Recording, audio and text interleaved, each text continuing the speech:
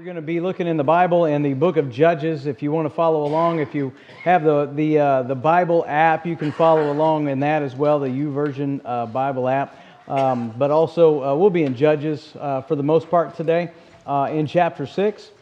But I do want to tell you a little bit of a story, and not a long one, just an experience that we had when we were in Africa. And I had the privilege of being able to go to Africa and Kenya a couple of times and got to make a lot of great friends there. And we got to work together as those guys started a church. And as we went around and prayed and helped and tried to do what we could there in that part of Kenya to really make a difference. And church has been going for a while. The first trip that we went there, we ran into a gentleman that ended up putting his faith in Jesus and accepting Christ as his Lord and Savior, becoming a Christian. And that was the first time that we went there. When we went back the second time, we ran into the same guy.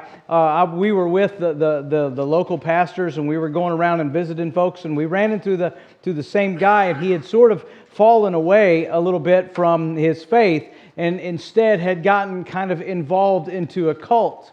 And that, you know, he was trying to be religious and he was trying to follow the Lord, but he sort of got misdirected just a little bit and was kind of in a group that was more like a cult. And we visited his house and we were visiting him and we were praying with him. And while we were there, the ministers that we were with, they were pointing out his roof.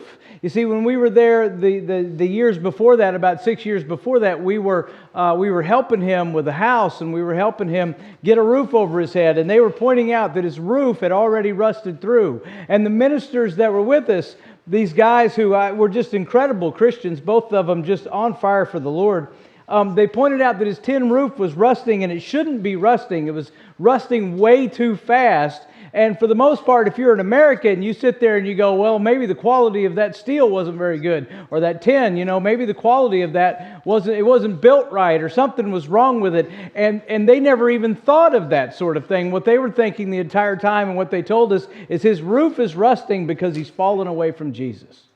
That is how they looked at it. The reason why his roof had holes in it so quickly was because God had taken his blessing away from him, because he had fallen away and gotten involved in that cult. Because those two guys in Africa, when they looked at the world, they didn't just look at the stuff that we see around us, the visible things. They didn't just think in terms of natural things. They lived in a world, and they looked at the world as if God was in the middle of it all. And that was their attitude. In your bulletin today on the front, you know, it talks about an attitude of faith. But really what I mean by that is this attitude, this recognition that we're living in a reality that includes God. We're living in a reality that includes God, and that is why sometimes you get blessed. And it just seems like an incredible stroke of luck, or it seems like an incredible coincidence that God, that this would line up, and that would line up, and that person would just talk to you at that moment and say that one thing that you needed to hear at the very moment that you needed to hear it, or that one time you opened the Bible and it went right to that verse that seemed to just jump off the page, or that one time when everything just seemed to line up and God gave you such a blessing, and you just think to yourself that there's more to this life than just random chance. There's more to this life than just getting lucky or unlucky, but that there's something going on here. There really is somebody looking out for us. There is a God.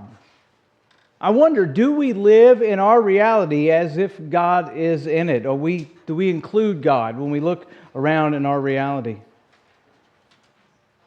When Paul was explaining God in Acts chapter 17, when Paul was explaining God in Acts chapter 17 and verse 26, Paul said this. He said, for in Him, in God, we live and we move and we have our being. Even as some of your own poets have said. He was talking to people that didn't know much about God, that hadn't heard anything much about God. And he was explaining that. And one of the things that he said about God was, in Him we live and move and have our being. He was telling them that our reality includes God. And I think that's an important message for us, because it's really easy to forget. and just focus on the things that we see that are in front of us that are going on in our life. I mean, we know how things work. We know how the structure of the universe works, and so because of that, we sometimes look at the way life is going like it's just another machine, that it's going to have a cause and an effect. Sometimes it's going to break down. It works the way that we expect it, or we expect it to, and we don't think often, or maybe not often enough, that God's behind the scenes and organizing things and causing things Himself and directing things Himself. We don't always live in a reality that includes God. But when you look at the book of Judges, one of the things that you read is you read the story of the Israelites and the things that they went through as they're trying to build a life in the promised land that God has sent them. As you get to this part of the story, and it just takes you through some of the things they're going through, what you see is reality that includes God. And it's an important message for you and me as well. It's an important message. And if God is real and if He's in the world, that would explain a few things. It would explain a few things. It would explain why the universe, for instance, just seems like it's been designed for us to be here. That's pretty crazy.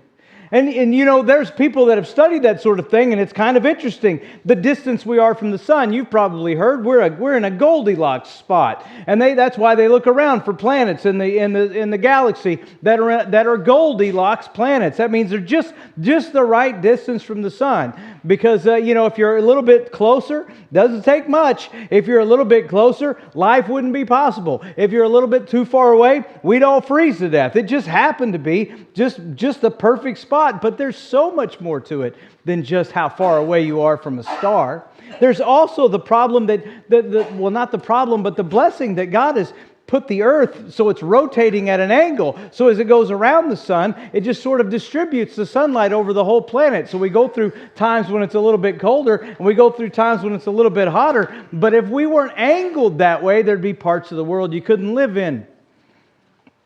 There'd be parts of the world that would be just completely uninhabitable. But as it is, people can live just about everywhere on this planet because it just happens to be right. One of the things we never think about is that we've got Jupiter out there, and Jupiter's like our big brother. He's like that big friend. If you ever had a big friend in high school, the one that protects you from all the idiots. I don't know if you've ever had a big friend like that, but it's always nice to have a big friend, because the big friend can kind of step in if you're starting to get picked on. And Jupiter's our big friend. I didn't know this until even just recently, but Jupiter is so large and has so much gravity that it attracts a lot of the things that would, like asteroids and different things that would threaten the Earth, and meteors that would threaten the Earth. They just sort of get sucked into Jupiter instead, because it's our big brother. It's out there protecting us and keeping us safe. Our place in the galaxy is exactly where it needs to be. To be safe, to be able to even see the rest of the universe, we have to have this really good spot in the galaxy. And we've got it, and we can see the rest of the universe and see so much of what God has created. It's almost like God gave us a really good seat in the house. And then He put a moon out there that's just the right size, just the right distance, a moon that stabilizes our environment, that stabilizes the temperatures, that stabilizes the Earth, so that it is far easier to live here, because the moon keeps everything regulated. It's an amazing thing how God is just, how the earth is just perfect. It's almost like God designed it so you and I could live here. But it would also explain, if God is in this world, it would also explain the human condition. It would explain the world's condition. If you study Bible prophecy and then you look at the news, it's about like what you would expect. If the stories of the Bible are true, and you turn on the news and you look at the world and what's going on, and not just what's going on, but just who's still here. If the Bible is true, then what's going on in the news and the way the world is, it's about what you'd expect if the Bible is true. And Jesus, faith in Jesus works, y'all. changes the human heart. Tom Landry, a coach for the Dallas Cowboys, the only time I ever got to hear him speak in person, he said that the only thing he's ever seen that's been able to change a human heart has been faith in Jesus. He just makes us better. He makes the world better. He puts light in the darkness. There's so many things that it would make a lot of sense if we're living in a reality that includes God. But if we're living in a reality that includes God, we've also sort of got to come to grips with that, and that's the story in Judges. That's the story of Israel. We got to come to grips with the fact that God's in our reality, because we've got to be right with Him. It reminds me a little bit of this video I saw just recently, and it's one of my favorite videos. There's no sound to it, by the way, so it was just a video that was on the highway, that was just taking a picture of a portion of the highway, and I don't know what kind of video it was, or security camera from something, but it had a good picture of part of the highway, and it was a great little video because there was a tornado that came through. And I'm going to show it to you in a second. And when you watch this, it'll be blurry and it was rainy and all that, but you'll be able to tell that there is traffic on the road. And of the 3 vehicles that are on the road, one of them paid attention to the fact that there's a tornado on the road. The other 2 seem to not know. Now, I don't know how you drive and not notice a really large, rapidly spinning column of air, but that's got a lot of debris with it. But there was a couple of vehicles that didn't really seem to understand that was an actual tornado. Now, when you watch this video, in the top left-hand corner, you'll see the tornado start to come into view, but it'll basically just be really, really dark. Because the tornado is very close. They're very large. And when you get close to a tornado, it just takes up everything. And so it's a really dark tornado in the top left-hand corner. You'll notice there'll be one semi that's already stopped because it sees it. There'll be a car coming away that apparently I would have been driving a lot faster if I was that car. And then another truck, which is kind of fun. Let's see. There's the car coming the other way. Top left-hand corner will be your tornado. If I was that car, I would have driven so much faster. But he doesn't put his brakes on until right now, and that was, he might have should have looked. I don't know about you, but if you see a rapidly spinning column of air, do not drive into it. That would not be good. You'll notice it tipped over the other truck as well. Now, fortunately, both the drivers lived, although the one that drove into the tornado was in the field later, so they found him. But he was okay. His truck wasn't, but he was okay. But if you see that sort of thing, and I sometimes think that we're going through life not paying attention to the fact that God is in our reality. And when we do pay attention to the fact that God is in our reality, it is important, and it was important for the Israelites. We've got to come to grips with that. It's hopeful, and it's also a little sobering. I mean, it's encouraging, but it's also kind of serious that God's in our world. So I just want to share a couple things from Judges chapter 6 today. And one of them is this, that God is really not far away. God's really not far away. That's great news, and it's also kind of serious. The Israelites, you see, had started ignoring God. They had started not really paying attention as much to God. I think if you would have asked them, they would have said that they believed in God the same way that most of us would say it. Yeah, of course, we believe in God. Even if we haven't been to church in forever, even if we hadn't even thought about it in forever, we'd probably still say, well, yeah, absolutely, I believe in God. The Israelites, I'm sure, would have said that.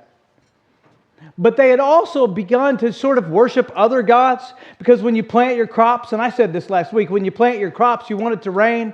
And then, the storm god was Baal. So they'd start to pray to the storm god Baal for rain, just to cover their bases, to make sure they got some. When it came to having kids and childbirth, you wanted that to go well. So they prayed to Asherah, who was Baal's wife. And so they would pray, just to cover your bases. They'd pray to those other gods. That's what everybody around them was doing.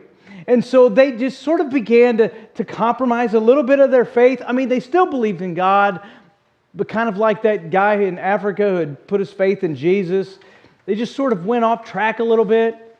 They just sort of started getting into some other things besides just trusting in God. So in Judges chapter 6, verse 1, the Bible says, the Israelites did evil in the eyes of the Lord, and for 7 years He gave them into the hands of the Midianites. God was in their reality. So when they did evil, their reality started to go wrong. He says in verse 2, because the power of Midian was so oppressive, the Israelites prepared shelters for themselves in mountain clefts and in caves and in strongholds. They had to kind of hide from those other guys. It says in verse 3, whenever the Israelites planted their crops, the Midianites, the Amalekites, and other eastern peoples invaded the country. It says in verse 4, they camped on the land and they ruined the crops all the way to Gaza and did not spare a living thing for Israel, neither sheep nor cattle nor donkeys. It says they came up with their livestock and their tents like swarms of locusts. It was impossible to count them, or their camels. They invaded the land to ravage it. In the next verse, verse 6, it says, Midian so impoverished the Israelites that they cried out to the Lord for help. And in verse 7, it says, when the Israelites cried out to the Lord because of Midian, verse 8, it says, He sent them a prophet who said, this is what the Lord, the God of Israel says, I brought you up out of Egypt, out of the land of slavery. He says, I rescued you from the hand of the Egyptians, and I delivered you from the hand of all your oppressors. He says, I drove them out before you and gave you their land. And then he says, in the next verse, verse 10, he says, I said to you, I am the Lord your God. Do not worship the gods of the Amorites in whose land you live. But you have not listened to me. He says, I told you not to worship their gods, but you haven't listened to me. God was serious about them following Him. And when we think about God not being far from us, that's an encouraging thing sometimes, especially when we need hope, especially when we need encouragement. But it's kind of serious too. When He's in our world, we've got to be serious about that. We've got to be serious about His reality. And God brought difficult circumstances on the Israelites for a time. He was behind the things that happened. They lost their blessing. Their roof kind of rusted through there for a little bit. And sometimes I think God's going to work in our circumstances, and I think He does. And sometimes it's to get our attention. Sometimes it's to maybe discipline us a little bit, to get us to think about the direction of our life and where we are and how it's going. And do we need to really make changes because we need to be right with Him? I really do believe that there are a lot of things that go on in our life that we think are random chance, and they were not coincidences. God's getting our attention. In the way that life is going, are we giving Him that attention? Paul said it like this. He said in Acts chapter 17, verse 26, he says, from one man God has made every nationality to live over the whole earth and has determined their appointed times and the boundaries where they would live. When I read that, I think what I see there is Paul saying, God's determined your circumstances. God's determined how, where you're going to be at in life. And it says that He did this so that they might seek God. Perhaps they might reach out and find Him, though He's not far from each of us. That in our circumstances, God's purpose is so that we'll reach out and find Him. God's purpose is so that we'll look to Him. He's in our circumstances. That's encouraging, but it's also kind of serious. God wants us to look to Him. When we moved to Springfield, Cheryl and I was a little bit concerned there for the first month of where we were going to live because we kept looking for houses and so was everybody else apparently, and the prices were really, really high. When you'd go to tour a house, you'd go to look at one, you had to wait in line. Everywhere you went, you had to wait in line. Okay, there's 5 other people that are in there right now, and then people would make bids, and they would bid above what the price was. And so I was a little bit concerned about finding a good spot and all that sort of thing. And Cheryl found this house that she liked. She found it, and then it went off the market, so it was sold, we thought, but then it came back a little bit later while we were looking through the whole thing. And the weird thing is that she had this feeling, she just felt like God had showed her this house. And so when she showed that house and it went off, the market, she thought, well, maybe that was just me. But then it came back, and she had that stronger feeling that maybe God is showing me this house. And she just had a feeling about that. I didn't. I was looking at all the other houses, and I was going, where are we going to live? I mean, we got to find something. And, and all that. And then we went and looked at that house. We got it for a good price. It's on the same street as the church. Just got to go 3 miles down Bennett. That's where we are. We got a grocery store. Just down the street. We've got one of those neighborhood markets. We've got a grocery store. Got a 10 Fitness. We could go down to see the movies at AMC pretty easily. And we've got a Cashew Chicken, a Taco Bell, and a Menards. And I don't even have to get on a main road. I mean, I can go to all those places without even getting on a main road. It's awesome. And if worse comes to worse and we're in a nuclear war, we're not very far away from the Springfield Underground. We're going to sneak in that basement, eat some cheese for a month or so. Why did Cheryl have so much faith in that? I'll tell you why. Because it was not her first rodeo. It's not the first time God's answered prayers like that. It's not the first time God's made circumstances work out like that. And so she just trusted Him. God's been really kind to us like that for years. It's been amazing. He's used experiences. He's used circumstances. And that's what He was doing with Israel. He was using their experiences. He was using their circumstances because He was working on them. God is not far. He's right in the middle of those kinds of things. And God is God is the only God. He's not far, but He also is the only God. That's, by the way, a kind of a line that's taken out of the book of Exodus. In the book of Exodus, God says, I'm going to do these great big miracles. You're going to know I'm God and there is no other. You're going to know I'm the Lord and there is no other. He says that over and over again in the book of Exodus when He's getting ready to do some big miracles. And the Israelites had started worshiping other gods a bit. They had started calling upon Baal. They started calling upon Asherah because they were trying to just sort of cover their bases. But let me tell you something about those other gods. They didn't help. They didn't really help. And we chase after all kinds of things in our life and in this world that just don't really help. Don't give us the happiness we're looking for. Don't give us the answers that we're looking for. Don't come through. Don't fix the circumstances that we're looking for. You can chase after other gods if you want to, but here's the thing. There is only God.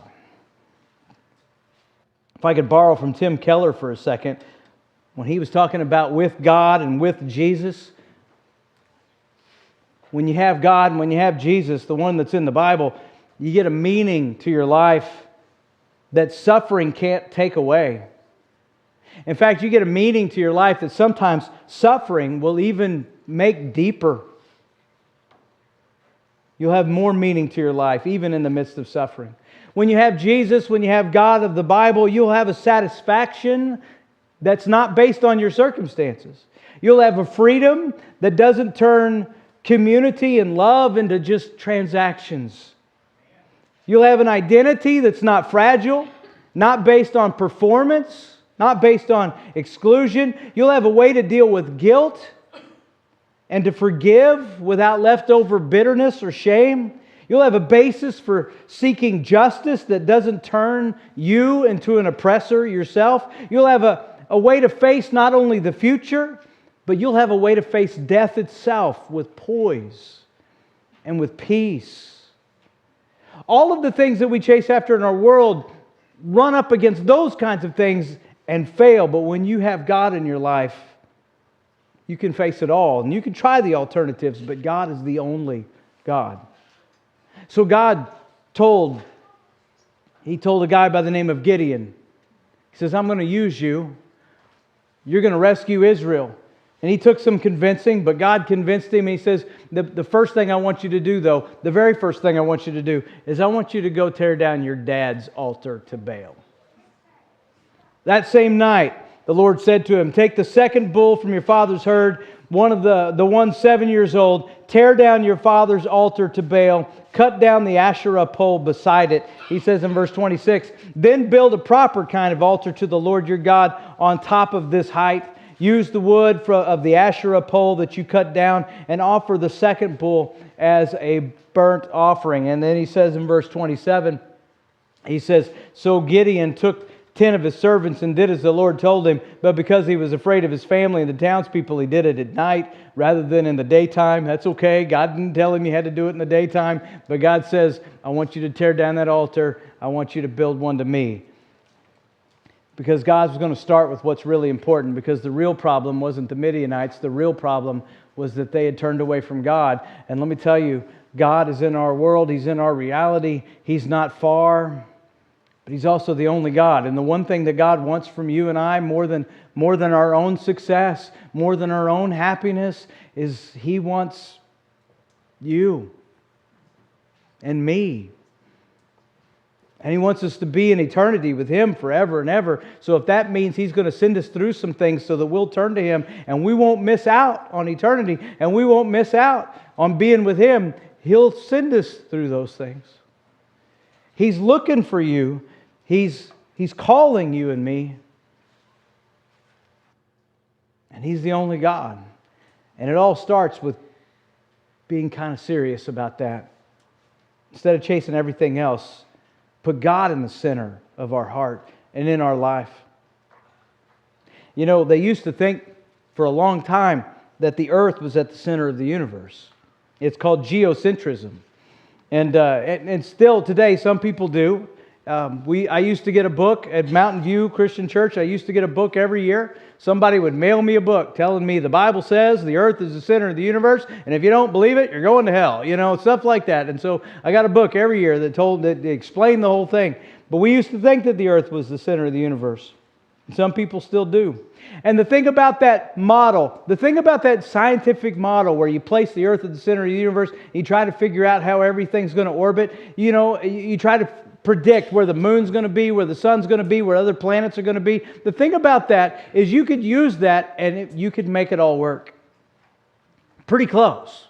You could make it work pretty close. You could predict where planets were going to be. You could predict where everything was going to be. It worked pretty well. It didn't work perfectly though, but it worked pretty well. And because it worked pretty well, people stuck with it for a long time. When I was in college and taking astronomy class, our professor said, you know, because this worked pretty well, we stuck with this for a long time, even after we knew it probably wasn't true. Because it worked. You could predict things with it. He says, until they came up with a better understanding of how it really was. Until they could put together another model. And you know, we can explain our reality sometimes in ways that don't use the Bible. We can sometimes explain our reality in ways that don't include God. And we can explain it with politics, with random chance, with other spiritual forces, with whatever things that we might come up with. We can explain our reality, and it might even work a little bit. Asherah was about motherhood and childbirth. That's what she was the goddess of. Baal was the god of rain and storms. And you could sort of use that, and you could explain storms, and you could explain childbirth and things like that. But the problem was, at the end of the day, they didn't explain everything, and they didn't work. They didn't save them from the Midianites. And let me tell you, the idols that we chase after are not going to save us either. The idols that we chase after, at the end of the day, just aren't the reality. Whether that idol is money, whether it's relationships, whether it's getting wrapped up in all the debates of the day, whether it's our career, whether it's trying to be popular, whether it's our identity, whether our God, our idol is just ourselves. Those things, at the end of the day, don't save you from cancer. Those things, at the end of the day, don't help you face death. Those things, at the end of the day, you can't take with you. Those things, at the end of the day, are just not the reality. God is. He's the only God. And in the midst of all of that, He's our shelter. God wanted to make the Israelites understand that. And so when they went up against the Midianites, the first thing He told them is, you've got too many soldiers. If you go up against these guys and you have all these soldiers, you guys are all going to think that you did it. You've got too many soldiers. You need to get rid of some. So God told him, He told Gideon, He says, you can let them know if anybody's afraid, they can go home. And 22,000 guys went home because they were afraid. And I don't know how many thousand they had left, but God said, you still have too many. So Gideon sent them to the water to drink. And when he sent them to drink, some of the guys got down on their hands and knees, and they drank from the water, and other guys cupped it in their hands, and they lapped it up like a dog, the Bible said. They lapped it up like a dog. 300 guys did that, lapping it up like a dog. Everybody else got down on their hands or knees, got down to the water that way. But these guys lapped it up like a dog in their hands, and God said, take those guys. You see those clowns eating, drinking like that? Take them. Those are the ones. Now, the Bible doesn't call them clowns, but I do. But that's okay. It got worse. It got worse. In Judges chapter 7, verse 16, they're going up against the Midianites. And remember, there's so many Midianites, you can't even count them. And he's got 300 guys. It's like the movie, only different. And so in Judges chapter 7, verse 16, he divided the 300 men into 3 companies. And he gave each of the men a trumpet in one hand and an empty pitcher with a torch inside on the other hand. Now, I don't know about you, but that really doesn't seem like, standard issue military gear, if you ask me. It just, here's a trumpet, here's an empty pitcher with a torch inside. I watched the movie 300. They didn't have that. They had swords, they had spears, they had shields, they had all, bows and arrows. They didn't have a trumpet. What is this, band camp? What are you doing? You going to go up against the guys? What's the whole plan? Are you going to sneak up behind them, blow the trumpet in their ear, smash the pitcher over their head, and set their pants on fire? What's the thing? You got a plan with that?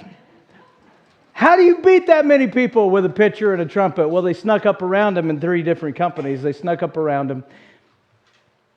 And the Bible says they broke the pitchers, they sounded the trumpets, and they gave a great shout. It says in verse 20, it says the 3 companies blew their trumpets, shattered their pitchers. They held their torches in their left hands, their trumpets in their right hands, and they shouted the sword for the Lord and for Gideon. With 300 people at night, they absolutely terrified an army that was so big that you couldn't count them. They said they were like locusts. And that big army panicked, and 300 guys routed them. How did that happen? God. That happened with God. And God is my shelter, and He's your shelter, no matter the odds. Because He's always bigger. He's always greater. He's always close. He's the only God, and He's our shelter. God is in our reality. God is in our reality. So I don't know where you're at today. I don't know if the tin on your roof is suddenly worn out way faster than it should have, and circumstances seem to be against you. I don't know if God's trying to get your attention or if God's just training you up and making you stronger and teaching you to rely on Him. I don't know if God being closer is something that's encouraging for you today or if something that's kind of sobering, because we have to kind of be serious about where we stand with God. But I just want you to know, beyond a shadow of a doubt, that God is not far. He is the only God, and He can be your shelter, because He's bigger than everything else. And so I invite you today to use this moment right now and just look to Him. I invite you this morning, right now, as we sing this song, to let this be a time where you just look to Jesus. And if that means coming forward and putting your faith in Jesus and being baptized into Christ, you can do that this morning. You can do that right now. And if that means just saying a prayer and just asking God to give you strength because you know He's there, then do that. Or if that means just worshiping and praising Him because He's an awesome God, then do that. Let's stand. Let's sing. Let's come to Jesus.